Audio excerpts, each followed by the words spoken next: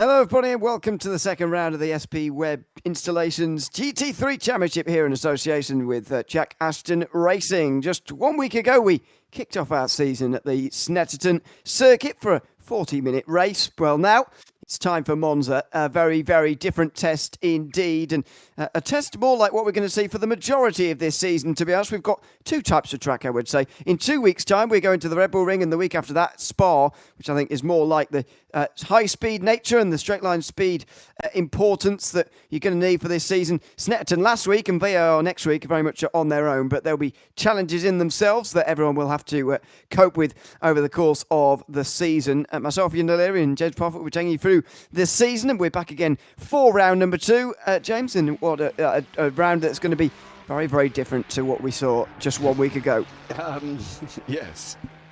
Monza is the track that when it comes up on officials, you sit in the pit lane and you wait for everybody to go and crash into turn 1. Okay, that's generally how it works, and then you might sit back and go and gain a load of positions. I'm going to be interested to see how this works. I'll be very intrigued to see how they're going to make turn 1 work, whether or not how are they going to play it, how is it going to go when they're rushing down into turn 1. As we said, normally it ends up in chaos, so we're going to find out shortly. We certainly are. Very much looking forward to how it is going to turn out. Good to see that Tommy Patero was actually qualified this week, by the way. He won our driver of the day 1 week ago because he gained the most positions, and that was largely because he didn't actually set a time in qualifying. Well, he's set one this time round, and he's now second in the standings. This is Tom Weston with still 3 minutes to go. They're limited, by the way, to just 2 laps in qualifying, and so with a circuit of this length, that generally means that there's not too much to report in qualifying. They don't generally wait, and so Tom Weston's the only one still out there at the moment. 19 drivers have set times. Weston is still going around. I'm actually a little bit surprised that not more of these drivers are going out again after their 2 laps in qualifying just for a bit of practice, to be honest, but just doesn't even seem that anybody really wants to do that. Yeah, we've got a few out on track. Ben Mitchell's out, Dean Sargent and George Metakos are all on the circuit. They've all got sort of 2 minutes to go. Ben's not got a time on the board. Dean's not got a time on the board. Wildin Petrovic has not got a time on the board. And George Metakos has not got a time on the board. So at this moment in time, they're running out of time to be able to set a time. So we'll keep an eye and see how they get on. We certainly will. There is Ben Mitchell just through the final couple of, or the Ascari corners, I should say, the chicane, I would say most difficult corners on this circuit, to be honest. It is just chicaned for the most part, this circuit, but that one is a lot more difficult than the rest, I would say, as Mitchell now makes his way towards the final corner, the Parabolica, and well, his time's going to run out during the next lap, so see what it is this time round from him. 48.3, the current best time in the session, and Mitchell's going to be a few seconds away from that. Is that going to count towards the times, though? Doesn't look like it at the moment, so he's going to stay at the bottom end of the grid, and he's actually going to have to start from last because Mitchell pulls off to the side of the circuit, and that is him done for the day. Weston's going to be very close as to whether he can get a finished lap in here, but it doesn't matter too much. It looks like he's going to qualify in 11th place. Looks like this is the order we're going to have. Ian Knox won the race 1 week ago, but he's only qualified in 6th. It is worth noting, though, he didn't qualify up on the front row on the race last week either, and he still took the win. So doesn't decide everything, but I think you do definitely want to be up on the front row, to be honest, in this round of the championship because it is Monza and because of that first chicane. Yeah. It's really hard because you want to sit and say and they want to go on pole and sit on pole position, but at the same time there's always a chance that somebody is coming from miles back and missing out on their braking point, and then before you know it you end up with collisions at the front end as well as you do in the middle. So Monza, do you know what, I just want to see him get through turn 1. If they get through turn 1, then we can have a better idea about how this is going to pan out, because at the moment, until they get through it, we have no idea who's going to be surviving after this. No, absolutely. And then after that, we'll be able to decide who might go on to win this race. But for now, it is difficult to tell. So, Graham Brown has taken the pole position here for round 2 of the SP Webb Installations GT3 Championship here at Monza, ahead of Tommy Patero. It is Brett and Peter Ferraro on row 2, ahead of Matt Warner and Ian Knox, the winner from last week. Chad Henson and Valdemar Marchett are on row 4, ahead of Valdez Fonsevius, ahead of David Wang. Tom Weston just outside the top 10 with Steve Webb in 12th. Andrew Ogley and Gaetano Cesare are on row 7 ahead of Trey Lambrecht and Jerry Werner. It's Eric Orchin and Graham Matthew next ahead of Carl Cookson, the final driver to set a time. Ben Mitchell couldn't, as we saw George Metikos, Dean Sargent and Wilden Petkovic are going to start at the back, and hopefully they do start this race. There's 23 on the grid. Going to be a rolling start as always, and a good entry as well for the race. Dean Sargent and Wilden Petkovic already onto the grid, so it does look like we're going to get well over 20 to the start of this race. Yeah, there's 23 drivers that are going to make it through turn 1 without any dramatics whatsoever. That's the plan. Let's hope they do, because otherwise there's going to be a few in the pit lane by the end of turn 1, especially on a rolling start as well, because they're all going to be up to high speed by the time they get there. So this could be a very, very interesting situation, and one that I think I'm sure a lot of these drivers have dealt with before. I'm sure a lot of them will understand what turn 1's going to be like, and I think they would have all sort of made a note that, you know, to be sensible going into turn 1. Absolutely. I think someone was posting in the chat actually about making a sort of gentleman's agreement not to do any overtaking at all in towards the first chicane, just so that we can all get through and then we can race afterwards. That's not a rule imposed by the series, by the way, as you sometimes see, but just someone asking for a gentleman's agreement. I'm not sure how many people actually saw it and indeed are going to agree to it down in towards the first chicane, but they are all going to have to be very careful.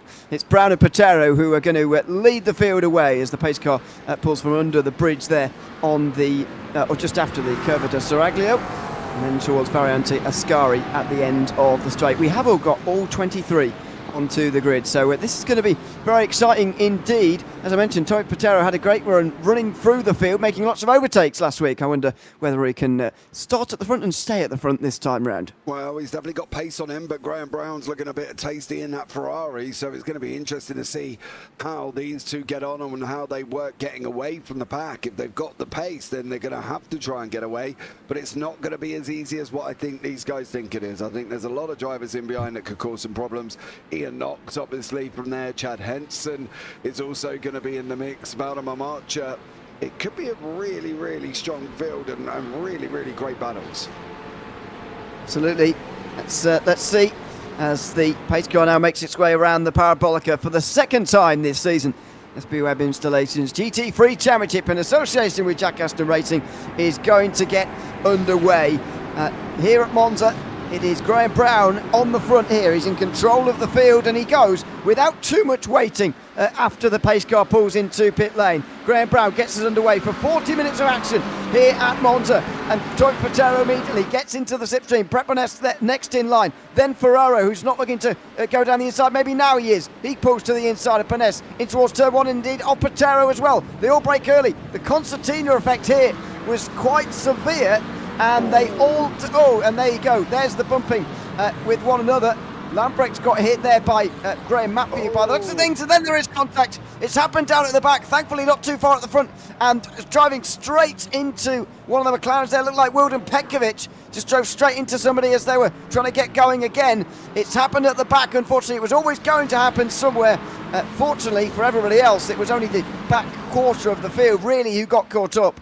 Yeah, Graham Matthews was involved in that at the same time. There's been an incident with Webb and Vinicius as well.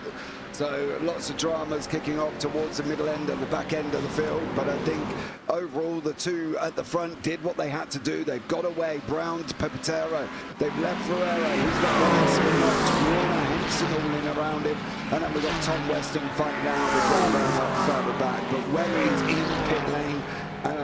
And also Graham Matthews is in pit lane. Here is Steve Webb in that car there, and then unfortunately he does and then goes round. So Webb in that McLaren goes round and is in pit lane along with Matthews. So whether or not they'll come back out, we'll have to find out shortly, I'm sure.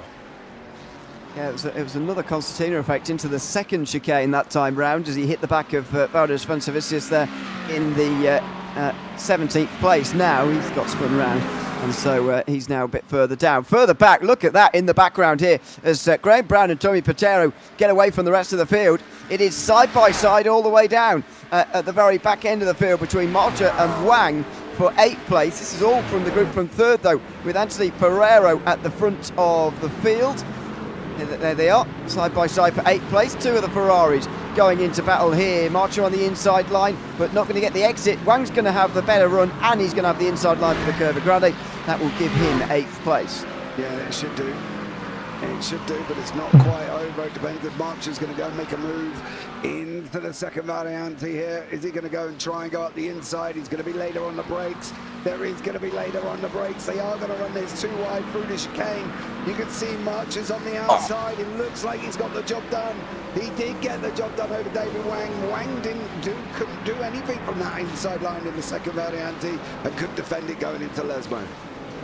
That was a great little overtake there from Marcha, getting ahead of Wang. They have cost each other time, but great respect shown between the two of them to give each other room like that and get out the other side alive, which is not always the case when you're going through the De La Rogier chicane. They're turns 4 and 5. This is all stemming from 3rd place though, and this is a lot like what you see in any race at Monza, really, even at the very highest level. It's very difficult to break the slipstream, and so Ferrero here is going to have a big job on his hands to try and win from here. Excuse me, try and stay ahead from here. He's not going to win from 3rd at the moment unless he catches the front 2, of course, who are Graham Brown and Tommy Patero, who are out front. Meanwhile, there goes Wang again, down the inside into the parabolica. These two can't leave each other alone, and they're leaning on each other. Oh dear, they just have to make a bit of contact and catch their cars on their own. Now they've come out the other side. They're still side by side down the straight. Yeah, here we go. You got Wang on the left, Marcha in the silver Ferrari. There's Graham Matthews coming out of pit lane again. They're going to be side by side. Are they going to try it down into turn number 5? They're not. Wang does go through. March concedes a position. These two carry on. They're going to be non-stop right the way through the race at the moment all together. So this could be a great little fight. But we've got Patero and Graham Brown breaking away at the front. They're 2.5 seconds up the road at the moment. Graham Brown managing to hold on from Patero for the moment. Yep, just about manages to hang on. Oh, he's got to slow down. Yeah, there you go. Well, that was pretty easy in the end for Tommy Patero. Just put the pressure on to Brown and he'll get through eventually. Meanwhile, Ian Knox is making some progress here at the winner from 1 week ago. Now he's slowing and Bonas goes through, as does Warner on the outside line. So Ian Knox back to where he started, although he's on the inside of Warner, who goes wide into the gravel, and he goes through Knox into 5th place. Yeah, Knox was trying to get a slowdown off then. He tried to get a slowdown off. He went to the right-hand side and he was trying to get his slowdown off that didn't affect him. He didn't pull over and slow right down as you know, we're mostly seeing, but he has definitely he had a slowdown and was trying to get it off there as easy as possible. And, well, he managed to do it and he only lost 1 place because Warner was stuck in behind him in the end, but that was... You know, some may say questionable because Knox did it on the, you know, did it during the, he didn't pull over and slow straight down, if you get what I mean. He tried to use the track to be able to get it off, and he did a job. I would have done the same, to be fair. I hate slowing down because you lose more than what the actual slowdown is. Yeah, you lose more than what you gained to actually cutting the circuit. Yeah. But I think that's the idea, to be honest, to try and punish you and make sure you don't do it again. Otherwise, people would be running off the circuit and just not losing any time. Here comes Werner versus Weston in towards turn 1. Gary Werner on the inside line, holding 11th. Oh, that's a big stack up there for Orchin Vansavicius and also George Metakos at the very back end of the field. He didn't take a lap in qualifying, Metakos, so he's making progress from the back end of the field, but as we've seen last time out at Snetterton, it is possible and it is actually maybe beneficial as well. It certainly helps you win driver of the day, but that's only a word about us. Meanwhile, into the second chicane, Orchin hangs on this time round. This is one of those larger groups now because the back for third is starting to split apart. Yeah, it's always the way, isn't it? We talk about it when we see battles like this, that the guy at the front gets away because the two behind are battling, and then the next one will escape, and then the next, it's like a concertina effect. That's why you've gone from Ferreira, Bones is up the road, Knox, Warner, they're all going to sort of slowly separate from each other as this one goes on. But still, together, the fact that we've got sort of almost 4 or 5 packs, and Vancivius has also just gone through. He had gone through an Orchin, and Orchin went back past him, and then Metakos passed him. So for Vancivius, he ended up losing a place to Metakos, and he's in behind Metakos at the same time. So problem is, he looked like he went on the attack and then ended up losing positions. Yeah, exactly. It's the way sometimes, especially when you're in the larger groups, that you find yourself in trouble sometimes when you're trying to make overtakes. Meanwhile, here's one of them inside in towards turn 1. Ian Knox on Brett Bones. That was pretty decisive. I thought Ian Knox looked like he was losing places a little bit early on. We were watching him. Actually, he was up as high as 4th earlier, but got past. And now Bones and Warner are in the rear-view mirror. That was a good pass, though. Pretty decisive there from Ian Knox. Can Matt Warner follow through, maybe, in the next of the Mustangs here on Bones? Looks like he's a bit too far back there for me, and yeah, he is too far back. He stays in 6th place. Yeah, and this is Knox's opportunity now to escape. This is what we mean from the knock-on effect here. You can see Warner taking it side by side in the Lesmo 1, almost not getting it done. Coming out the other side, is he going to be able to? He's got a bit of a run. They're going to be battling. Knox, Warner should have the line. No, he didn't get the line coming off that inside there, and unfortunately he's now tucked in behind. But you can now see Bones trying to escape a little bit up the road. Oh, Knox, sorry, he's trying to escape a little bit up the road to try and lead these guys to fight, and they are still fighting, Bones and Warner, but they've also brought in Henson, Wang and Marcher. So now we've lost one, but we've gained kind of 3 behind them. That's going to be the way that throughout this race, I feel, as we're just about 10 minutes through. Tommy Patero has lost the lead, and he's back behind Graham Brown again, by the way. So those two are going to continue their battle. Patero was getting away and pulling a margin, and that has gone away very quickly now. Brown straight back through. I wonder whether there was a slowdown, which in the same way that Brown had to give up the lead because of a slowdown earlier. What's going to happen here in towards turn number 1? Tommy Patero right in the slipstream here of the Ferrari. He's going to pull to the inside line right now, and oh, is he going to have a go? He just got defended there from Brown, and he's just going to bide his time for the moment. Yeah, Brown made a late move and kind of just gave Patero something to think about, and unfortunately for Patero, he couldn't get through. Vancivius is, him and Metakos are currently side by side here, going down into turn number 1. Vancivius on the inside, Metakos in the Acura on the right. Are they going to make it through? Metakos kind of concedes the position and allows Vancivius to go through. But now, unfortunately for Metakos, he's got Petkovic tucked in right behind him. Graham Matthews has had a rotten race. He's jumped back to pit lane again and is now out of the race. But we've still got this 4-car battle taking place with not Knox now. Knox is about a second up the road. But S, Warner, Henson and Wang. Absolutely. It's been the action so far. This is where the action's been, and it's good to see it continuing here, even if Ian Knox is getting slightly away from it now. Vancivius, meanwhile, gets past Eric Orchin for 15th place, so it's another overtake made by him. Further down, he is looking to recoup some of those places lost after he made contact at the hands of Steve Webb earlier on, who is still running, I'm pleased to say. He is quite a long way back at the moment. In fact, he is only just directly in front of the leaders. He's about to go a lap down, but at least he is still running in 22nd in the field. You need to be in the top 20, by the way, to score points for the race points. We've got a bit of a point system ongoing here this season. I know we didn't really have standings for the MX-5s last time out, but we do this time round, so we'll keep you on top of that throughout the season. Here comes Patero. Just on the back of Graham Brown here in towards turn number 1. Now he looks like he's... Oh, I thought he was pushing him initially. Now he's going through on the left-hand side, down the inside, and he's surely going to get the lead here. Down late on the brakes, Tommy Patero gets the lead ahead of Graham Brown. So 10 minutes gone, 11 minutes gone. Patero back in the lead again.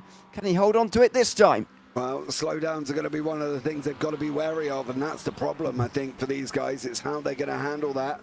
And, for Patero, he's just got to make sure that he hits his marks now. This is it. He can escape. He's got pace. We've seen it. He's now got to make sure that he can just hit his marks, not get any slowdowns, because they do come thick and fast. Same with off tracks. This is one of them circuits that's inconsistent. You can sneeze at the curb at a certain point and get an off track there on the outside, but you can take probably a little bit more going into the final chicane at Ascari. So it's very hit and miss here, I think. That same rule was like the Red Bull Ring, turns 1 and 2, you sneeze at the curb, you get an off track, but 7 and 8, you can take as much as you want and you're fine. So, yeah, this track's kind of the same thing.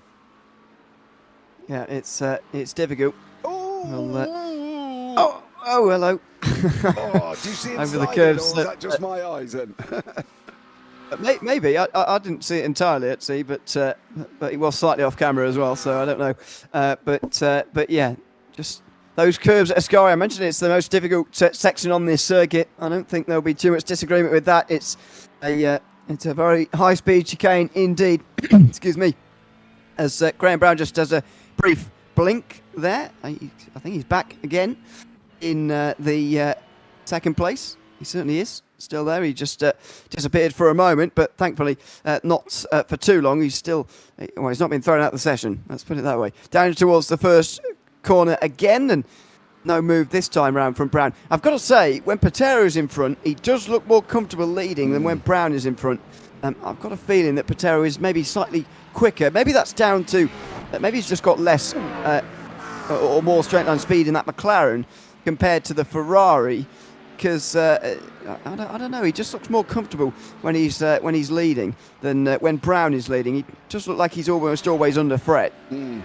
I think that's the thing, is how people handle pressure. I don't do really well in pressure when I'm out in front. Not that they're very often, but I'm just saying that when it does happen at some points, you kind of get all nervous, your legs get twitchy, your heartbeat goes up, your sweat elevation all of a sudden comes out of everything that you possibly can sweat out of. And it ends up all going a little bit wrong, because then you make a mistake and then you're chasing your tail. And I think Brown's in that situation at the moment. He's now trying to chase Patero. This track is sort of mainly straights and a few little chicanes in the middle, but for Graham Brown, he's got to know how to use them straights. He's got to close in like he is now. You can see the draft being picked up at 6/10. It's coming down 6.3, 6.2, 6.1. So it is coming down, but he's got to be there by the time he gets down into turn 1, which is not always the most easiest. Absolutely. If got to think about your overtakes around here. There is more to it than just big slipstream, which is, of course, what you get around here. As Patero, you can see, weaving around there very nearly into the pit wall, just trying to break the slipstream from that Ferrari, but he's not going to be able to do that. At the very least, he can hope that he can just keep Brown at bay far enough away to hold on to the lead. Here is the battle for 6th place, with Chad Henson moving through the field quite well here this afternoon. Warner holding on to 6th for now, though, in that position. Through the chicane they go. Henson not able to find his way through on that occasion, with Wang not too far behind either, by the way. Now he's dealt with Marcher. Now he is on the march, and he's looking for this battle for 6th place as well. He is, but I'm afraid that Chad's McLaren has not quite got the power of the Mustang. We know this is probably a well-suited track for the Mustang due to the fact the amount of fast straights it's got on it.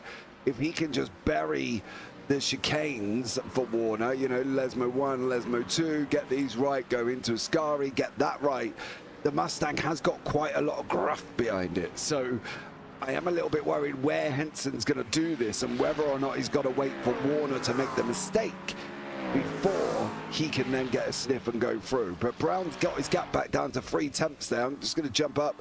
They're coming into Ascari at the moment, so he's had quite a good lap this time for Graham Brown and has managed to pull it down to about 3/10. Yeah, he's right there. See him just slowly getting further away, actually, over the course of these last 3 laps. Patero's time's on the bottom, quicker each and every time in the last 3, but although one of them was an overtake, so it's a little bit misrepresentative, but even so, this is going to be a good lap for Graham Brown. He's going to be closing in again for the first time in a little while, I think, when we see that on the bottom of the screen at the end of lap number 9.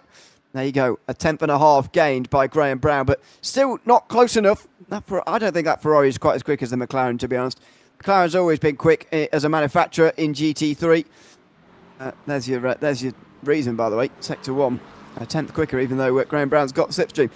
The 12C was really quick in a straight line. It seems the McLaren has still got that DNA, if you like, because Tommy Patero is still very, very quick in a straight line here in that McLaren compared to the Ferrari, the new Ferrari. Yeah, it's really hard at times with these cars, because sometimes a lot of it, like the Acura, right? For instance, the Acura's come out and it's been deemed as a great car, okay? But if you stick it in the hands of me, it ain't a great car. But if you stick it in the hands of Jack, for instance, it will be a great car.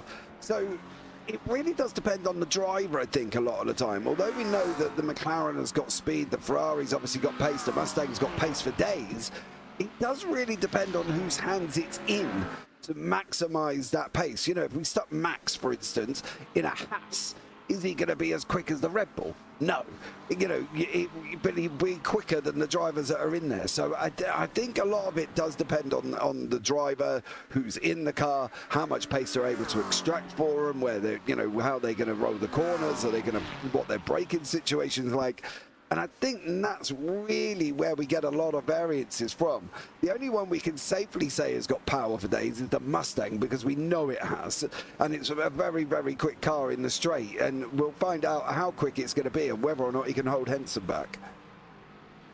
Absolutely. I think the Mustang is going to be all right at this, because it has got so much grunt. But you're right, this is two big straight line speed manufacturers going head to head here on the front straight. One with slipstream here with Henson in that McLaren, and it's punching a very big hole in the air, that Mustang. Henson is going to have to jump from quite a long way back, though, on the brakes, and he's slightly lifting off towards the end of the straight anyway, realising his fate, realising there's no chance this time. So he'll come through the first chicane. He'll get a better exit, actually, and maybe he'll have a go at the second chicane instead. No point going side by side through the Curva Grande. The outside line always loses in this layout of Monza. Once you've gone around the first chicane, there really is little point being on the outside through the Curva Grande. You're not going to get anywhere. You're much better off firing down the inside here at the Della Roggia, but again, the McLaren was not quite close enough. Yeah, that's what I mean. I just don't know if that's quite got the power. I think he's got to wait. Henson's going to have a very frustrating 20 minutes, because I think he has just got to wait here and try and see if Warner makes a mistake. The pressure is all on Warner, theoretically, because he's the one in the front. Now, I don't know about you, but I don't like being at the front of the line. I'd rather be the chaser rather than the chased. You know, it's like the lion and gazelle. Where do you want to be? Well, I'd rather be the lion than the gazelle, almost, as on that one. But I think for Henson, he is going to have to wait. I don't think that car that he's in has got the pace of Warner, and you can see now that the gap should theoretically be coming down quite a lot. It is coming down, but it's not coming down rapid enough going into the Parabolica for him to make a move. So he's got to try and stay as close as he can coming out of the Parabolica to be able to get the run down into one. And at the moment, I don't know if 3 temps is going to be enough. Let's see. It does seem that you have to be closer than I would have predicted at the start of the day, actually, to make these overtakes in the slipstream. So that is pretty interesting to see. But I think that part of the problem for Henson at the moment as well is that actually he doesn't really want to go through. Or not that badly anyway. He's pretty happy to sit behind Warner at the moment for 6th place. He realises that if they do start fighting, then Wang's going to catch up. If that gets out of hand, then Marcher's going to be not too far away either. So I think he's pretty happy to sit here in 7th place at the moment and just wait for the latter portion of this race. But we'll see how aggressive he gets later in the day. As just up ahead, Ian Knox defends from Boness in the McLaren as well. There are plenty of McLarens in the field at the moment, and a few of them stuck behind Mustangs. There's Ian Knox. He's serving a slowdown, and he's trying to do it without losing a place to Boness. Pretty cheeky, pretty smart, some would say, and he looks like he has held on. He did the same thing earlier on in the race, didn't he? That's what we were talking about with him. When he got that slowdown, but he did it in a way where he didn't lose. He lost one, I think, didn't lose the second one, and he got the slowdown off that time and didn't lose any. So he's got to be mindful of what's happened. There's something gone on down here with Coulson and Ben Mitchell. It does look like Mitchell's lost half a car already. He hasn't got a front end on that car, Mitchell. Oh, that was sloppy. Awkward contact. Yeah. Through the chicane, just a little bit of contact with the McLaren and spinning him around eventually. Oh, whoa! He's had a real wiggle here as well. It almost looks like he let go of his steering wheel. That's what would happen at that kind of speed. And Mitchell goes for a huge spin down the straight there at the end as well. So what on earth happened there? Just I think he let go of his steering wheel, perhaps. Well, we're not obviously going to see what his real hands are doing, but we can have a look at. What was the wiggling? Maybe not. I don't know. It's very bizarre wiggling there. What is that? He has let go of the wheel. Do you know why he let go of the wheel? Because I'm on a G920 and mine does that when I let go of the wheel and drive in a straight line. It wiggles backwards and forwards. So whether or not he was trying to... every wheel. Yeah, every wheel does it. It does that... Doesn't it? I don't know why I'm making sound effects, and I've got my hands up, which nobody can actually see me. But it does that wiggle backwards and forwards, doesn't it? It's like the force feedback's kicking in. I've just got to try and use words. I know. I'm sorry. Actions don't. You can't see me, so actions mean nothing. But you know what I mean. When you're driving and you let go of the wheel, it vibrates backwards and forwards, doesn't it? Left, right. So I think that's what he's done, and then didn't grab it quick enough. I'm pretty sure every force feedback wheel does do that. Needs the resistance from your own arms to actually operate, as it were. As the group for fourth place goes up in towards the Ascari chicane again. Ian Knox still ahead of Prepness. Then it's Matt Warner ahead of Chad Henson. And this long line of drivers who are close to each other, but not really willing to overtake for the moment. And Henson's the one to surprise me most about that, as Pekovic, by the way, goes back down to pit lane. He's close here, Henson, but not close enough, clearly. This is Gordon Pekovic through the two Lesmos. Over the curb on the inside. The second one, these outside into the gravel, and that's a pretty big hit on the wall. Yeah, hit the gravel, no grip on the gravel, sent himself straight back to pit lane. So, unfortunately for Pekovic, that was his own doing. And now we'll see what Hansen can do. Again, nothing. Hasn't got the pace. I don't think that car's got the oomph. Or, as you say, maybe he's not trying to aggressively make Warner make a mistake in some way. Hard to know at the moment, really, which one it is. But for these two, Warner versus Henson at the moment, battling away for sixth position. Further behind, Van Suisse has got past Andrew Ogley. Pretty late on the brakes, though, down there at turn number one, and he has got through. Now Ogley's got Lambrecht alongside him in the Mustang. He's got a bit of damage to his front right, actually, but that's not going to be the reason he doesn't make the overtake. It's because he's on the outside through the Curva Grande, which is not going to see him get anywhere. Now down in towards the Della Roggia. Bit of a defence from the Porsche, but not too much. Lambrecht will not even attempt to make the move on Ogley as they go up over the curbs and they stay single file. But Van Suisse up another position here, up into 12th place after he dropped down very early on. You got to admit, he's done quite a good recovery for Van Sivius. As you said, it was caught up in the incident right at the beginning and ended up dropping down the field. He's still -3 on where he started, but he's a little bit, he's not right at the back. So that's always a good part for him. As we've got Knox here, going almost battling side by side with Benes around the curve of Parabolica. Knox sweeps on the outside and manages to come straight across and cut his nose off. Just about manages it. I think Benes is certainly more eager to go through on Ian Knox than Ensign or Warner just in the background, as meanwhile Ferrero is having to fend off a lapped car there on the way down in towards turn number one. That's Steve Webb. He's actually pretty quick, but he's in the mirrors now. Ferrero down towards the first chicane. He's for stay as they are, but Benes is really applying the pressure here. That's a very good run though from Ian Knox. Just a good exit from turn two, and he will alleviate the pressure for this lap. Yeah, he will. Depends on how Benes goes over the rest. You can see he's closing in 4-3, 4-2, 4-1. Back down he goes. Going to get it below 3 before he hits the braking point. Can he maintain it? Coming through here. And Benes loses a little bit of time. Knox kicks up gravel on the exit.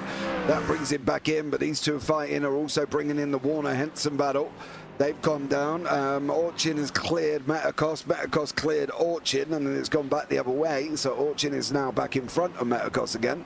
But at the moment, Benes is trying to stay. He's got the gap down to 2.7. He's well within range to get him coming out of Ascari. And if he can, get him into Curva Parabolica. The problem is not if he can, does he want to, with that run down into turn 1? Exactly. It's proven to be, I think, this afternoon, a little bit more difficult to overtake than maybe some would have expected here in the SB Webb Installations GT3 Championship in association with Jack Ashton Racing. This is the second round of the championship here at Monza. Next week we'll be at VIR for the third round. And then the Red Bull Ring the week after that and Spa the week after that. Racing every day throughout the month of March. I've just realised that one of those days the clocks are going to go forward the day before. Yeah, I know. Or the night before, rather. This is where everyone else. Watch out, everybody else, is what I'm saying, because the Americans went forward last night, by the way. Did they? Yeah. Oh, have you noticed there's no Americans here today? I hate time zones. Oh, my God. No, yeah. How's that going to work out for it's the next actually one? an hour later. Got to work out for the next one, haven't we? Yeah, hopefully they haven't changed their start time, otherwise we'll be in big trouble. We are in big trouble, because they have. Oh, that's very good. Well, anyway, we'll be in a rush in a moment. We've still got 12 minutes to go here, though. Because they've got 20 minutes left to practice. Oh, we've got 12 minutes left of this, so we'll be fine, I think. Meanwhile, Ian Knox through the chicane. Bones and Warner right in behind. So Warner has gotten rid of some of the pressure on him by just upping the pace slightly and putting the pressure on Bones here, who has sort of missed the opportunity to go through on Knox in the two-car battle. Now he's got to try and do it with Warner directly behind him, trying to overtake him at the same time. Yeah. It's going to be an interesting situation because Warner's now closing into half a second. Knox is under pressure, 1/10. Bones almost takes him going into Ascari again. Does he want to? That's the question with that run down. But with Warner closing in, this is going to turn into a nice little three-car fight. Certainly is. Look at this, battling in towards the final corner. Knox on the defensive in the biggest way we've seen so far this afternoon. Bones on the outside line, breaks a bit later. He's sort of halfway alongside, but not really going through for the moment. He's going to try and cut back on the way towards the Parabolica by the looks of things. On the way now down the straight, there's going to be a big chance here at the end in towards the Retrofilio.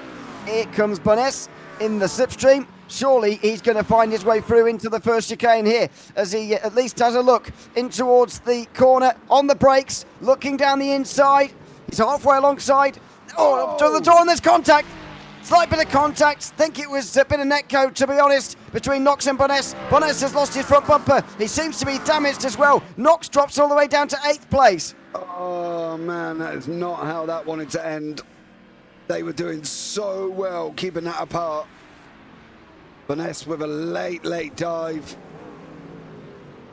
Almost, yeah, I think we had a slide from Knox and a bit of internet in the process, so it all went a little bit wrong. Yeah, it did, unfortunately. And so that coach strikes again. I'm afraid that's always going to happen with Ian Knox being on the other side of the world to Bones, which is unfortunate. But Knox is on the recovery drive, back past Wang immediately, and you'd imagine he's going to be able to get past Bones as well because he's got a big bit of damage on the front end of that McLaren. You could already see him losing quite a lot of time actually on the way towards the Ascari. Oh, he's got a bit of internet problems there going on because his wheels are hanging off, but that's not happening in real life. I do think he's got a bit of suspension damage though that he's going to have to deal with in the last 10 minutes. Yeah, I do agree with you. I think he's going to have to try and hold on to that car. I don't know how comfortable that's going to be. Oh, he's gone. Back. Oh, he's back. Coming into Ascari for Bones. What's the sort of sight coming out the other side on that? Let's see what the straight line speed is like Is it all right? I think it's slightly right hand down, actually, but very slightly. There's not too. It just looks a bit wrong to me on the excuse me, on the straight. But anyway, Knox is going to close in the slipstream, and Wang will as well. That's Steve Webb, by the way, who's fourth in line. He is a lap down in 21st place, but he's not that far behind Carl Cookson in 20th. So we'll see where he gets to in that. 8.5 minutes to go. And this will be the primary battle for the rest of the race. Can Bowness hang on? And how many positions can he hang on to in these final minutes with him losing that front end? And, of course, some straight line speed, which is all important around here as well. Yeah, the problem is the straight line speed is going to be needed because he's got a Mustang in behind him. And it's whether or not Knox is suffering himself. I don't know if he's got a massive amount of damage from what went on from Knox. Oh! Oh, whoa, whoa, whoa, whoa. Ferrero's off. Graham Brown. What has happened to... Well, this is Ferrero's first Ferrero. run. Okay, so he was behind Brown initially, but breaks quite late for turn one. Oh, and just goes a bit wide and loses a lot of time. So he wasn't quite as close, but Brown was still under the pressure, and he was trying to lap some people. That was Carl Cookson he was lapping here in the McLaren. He thinks he's clear. He's not. And he spins right across the McLaren, and he gets into the wall pretty hard. Ferrari does disintegrate under contact as well, the way it's built. So that is the whole rear end gone. And Graham Brown, after running up towards the front for the whole day, is going to finish down at the back end and outside the top 20. Oh, he's out. He is not going to be impressed. Not going to be impressed with that one for Graham Brown. Because I can tell you what, yeah, I don't really know where we can pin that blame, but at the moment, Knox is going to make that move through Bowness. Bowness has got no response. He can't get through. He can't hold him. But all Bowness can do is try and defend from Wang side by side. Wang's gone through as well. On the inside. So Wang up into 6th place after overtaking Marcher earlier on and having a nice little side-by-side battle. He's now past Bowness. I'm not sure he's quite going to be able to catch and pass Knox, to be honest, and he'll have to worry about the McLaren again here because Bowness is gaining through the Curva Grande. He's not going to dive down the inside here, though, surely, and doesn't. Knox now stuck behind Cookson, who's in 19th place, and Steve Webb is catching as a result here. He's in that purple and orange McLaren just in the background, and Cookson knows that he is under pressure here. He's also being overtaken and lapped. Ian Knox got down the inside through Lesmo 1. What about the second one for Wang? He's not able to get through. He's got a bit of a slide on there, Cookson. Here comes Bowness. He's almost trapped. Doesn't know where to go. Can't go anywhere here on the straight. And now Webb will try and come through on Wang, who's got no speed on the exit there at all. He's trying to get past Cookson for 19th. Here comes Bowness on the inside line into Ascari. Cookson's not going to give up that easily. He breaks late. Too late, though. He's off. Wang goes through as well. And Steve Webb now is going to be alongside his rival for that position. Oh, that's Marcher, who's going to be woefully caught up in that as well. Webb not able to get through. Cookson hangs on just for the moment. That is... No, man, I don't know. I'm probably best not to speak at this moment in time. He needed to be out of the way, and he couldn't get out of the way, and didn't know where to go. He had a big, massive panic on, so didn't go anywhere. And then it caused drama all the way through. And now he is with Webb. They are fighting for positions, and now they're back fighting with each other. That's fine. They can carry on, but as long as they don't interfere with Marcher, who's trying to make his way forward. But he has lost a bit of time because he's 2.5 seconds down to Wang, so that's going to be a problem at the moment. But Marcher, as Cookson and Webb go on the defense, and Wang is round he goes, unfortunately, for David Wang. So out of the final, or second corner, I should say, spinning himself around on the power, and Wang drops down to 8th place. Meanwhile, Vansevicius is up to the top 10 now. Gaetonis Cesare has been overtaken now. And so this is a good recovery in the end from Vansevicius. Can he get back into where he started this race? He's already inside the top 10. Can he get past Werner here? There are already 4.5 minutes to go here. So not long at all for him to make these final passes. Patero is just making his way into Ascari right now, so it'll be 3 laps to go at the end of this one. Yeah, it will. And now for Vansevicius, how much higher can he get here?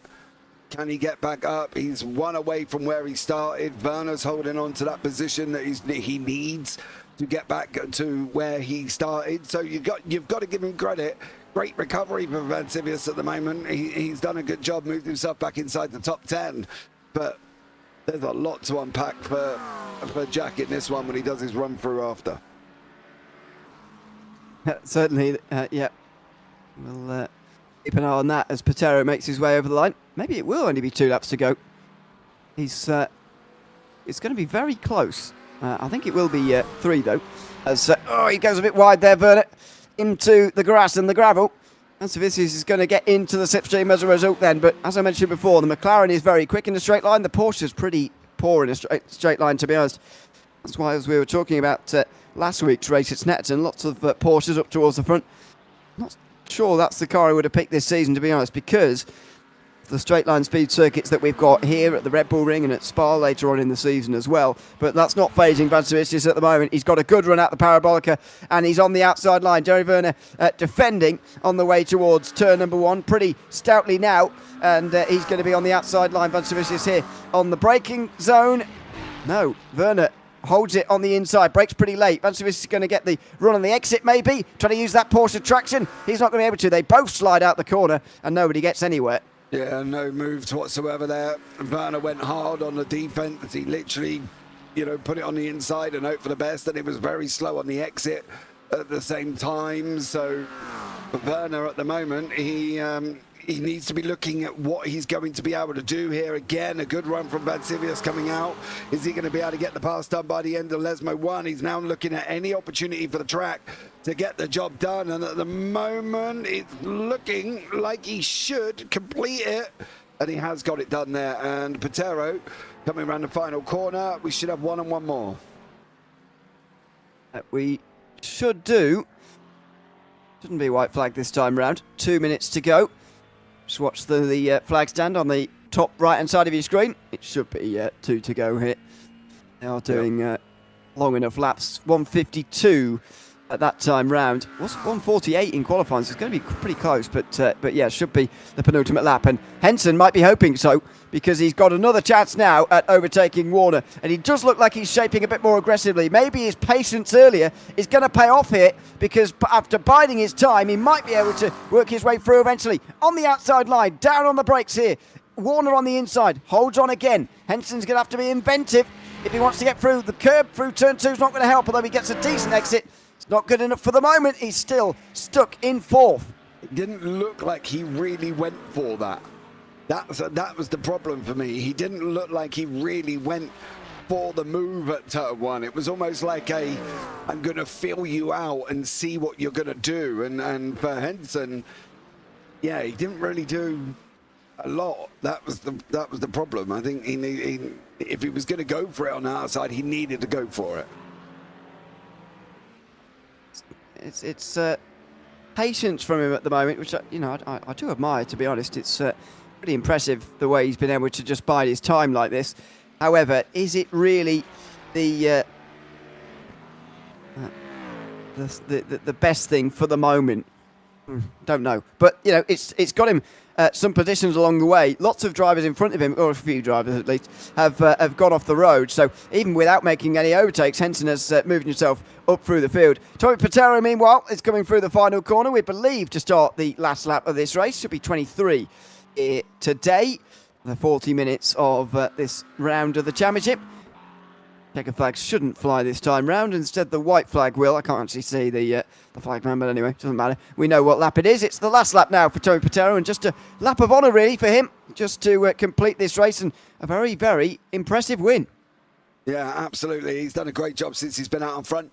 He has showed pace all the way through, and we knew that he would. And Graham Brown, unfortunately, lost it with the back marker, and Patero just said, well, thanks very much, I'm off. See you later.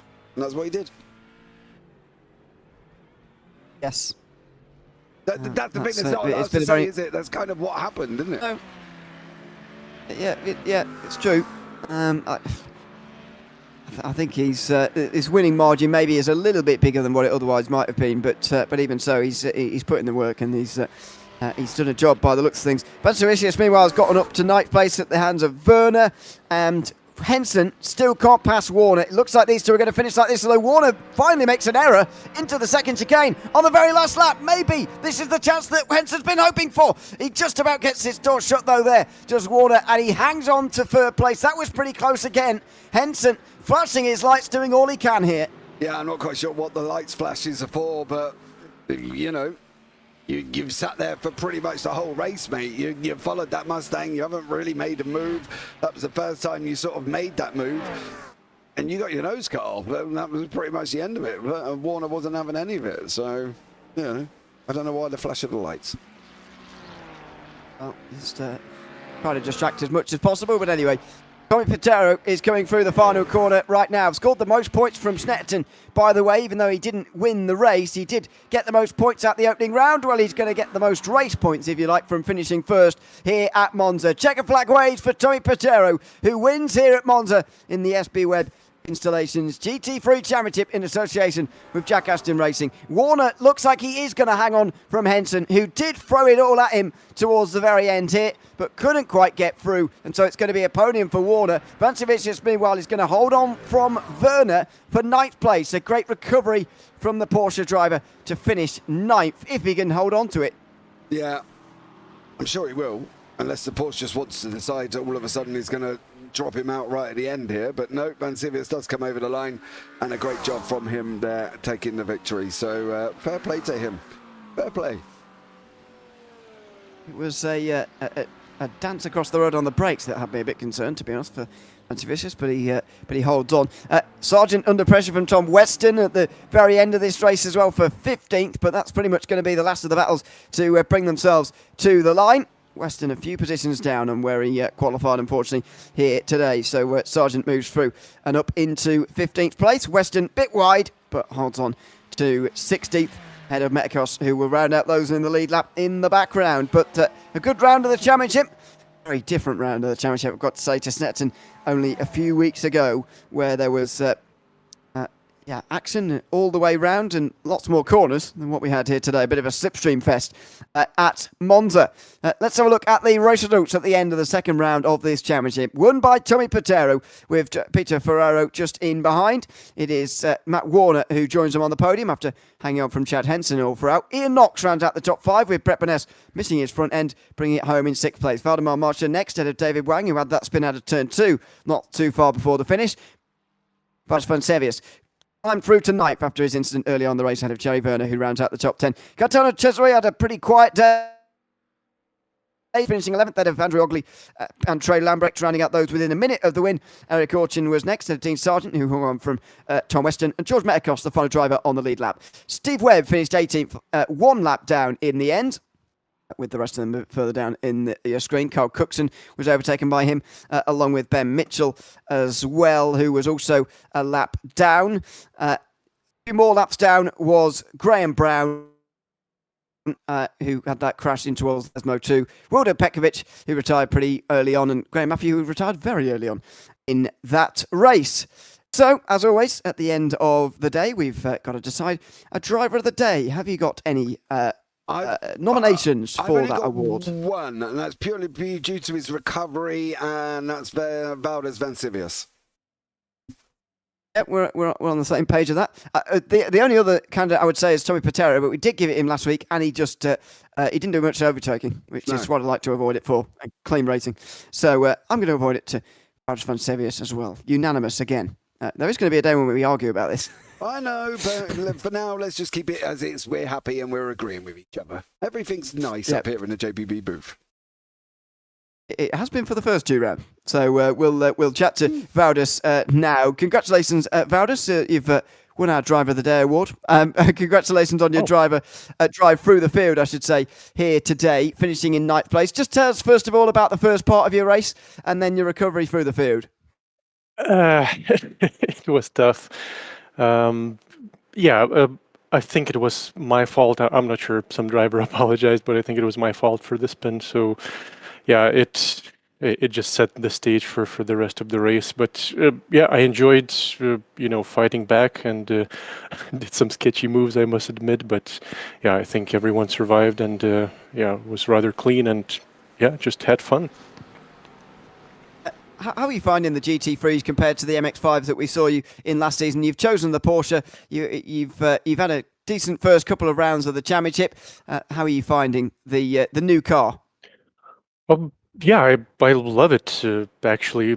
I don't think it's the best choice for Monza, to be honest. I think I like a bit of pace, but I really like how it goes through the corners, and yeah, we're doing high downforce, so it sticks sticks like glue. Yeah, it's a different beast. I like Mazdas, I like GT3s. I don't think there is a car I don't like driving, so yeah, just being good at it is yeah, what matters. Absolutely. Well, congratulations on your run through the field today. Is there anyone you'd like to shout out before we let you go? Oh yes, absolutely. Yeah, my number one sponsor, my wife, and my kids.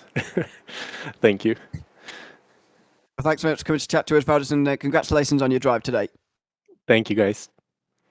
Thanks very much. And that's Valdez Fun Services there in the Driver of the Day Award interview here today. Well, a good second round to the championship, James. A real change of pace from Snetterton, I think it's fair to say. We're going to have another change of pace at VIR next week. Yeah, VIR is a completely different kettle of fish, isn't it? It's like so chalk and cheese. So I'm going to be interested to see how these guys handle that. They're going to have to get out and practice. Let's see what comes about of it. Certainly we will be live same time, same place next week here on the JP YouTube channel, so I hope that very much you'll join us for that. This has been round 2 of the SP Webb Installations GT3 Championship in association with Jack Ashton Racing. I've been Ewan alongside James Parfitt, and until we see you at VAR next week, it's goodbye for now.